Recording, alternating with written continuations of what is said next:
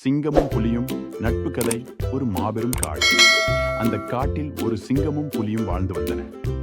அவை இரண்டும் மிகவும் வலிமை வாய்ந்தவையாக இருந்தாலும் ஒருவரை ஒருவர் பார்க்கும் பொழுதே சண்டை போட வேண்டும் என எண்ணி மௌனமாக வாழ்ந்து வந்தன. ஒரு நாள் காட்டில் பெரும் மழை பெய்தது. காடே வெள்ளத்தில் மூழ்கியது. சிங்கம் தன்னுடைய குகையிலிருந்து வெளியே வர முடியாமல் தவித்தது.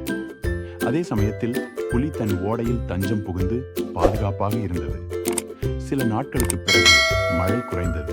ஆனால் இரண்டும் உணவு தேடி வெளியில் வந்தது. காட்டில் எங்கும் உணவில்லாமல் போனது. சிங்கமும் புலியும் தங்கள் பாதை மோதிக்கொண்டது. இருவரும் ஒன்றன் மேல் ஒன்று திரண்டு கொள்ள நினைத்த போதும் வலிமையற்ற நிலை காரணமாக சண்டையை தொடங்க முடியாமல் அமைதியாக இருந்தன.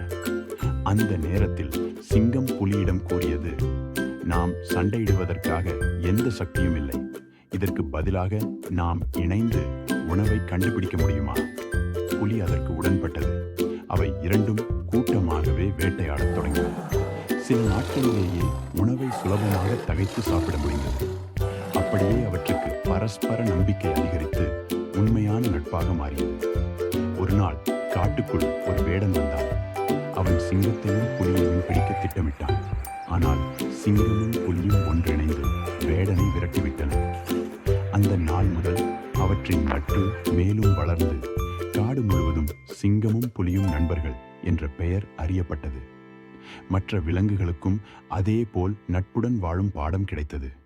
மறுப்பு: நம் வாழ்க்கையிலும் எதிரிகள் போல இருப்பவர்களுடன் கூட இணைந்து செயல்பட்டால் நம்முடைய வாழ்வில் பெரிய மாற்றங்களை ஏற்படுத்தலாம்.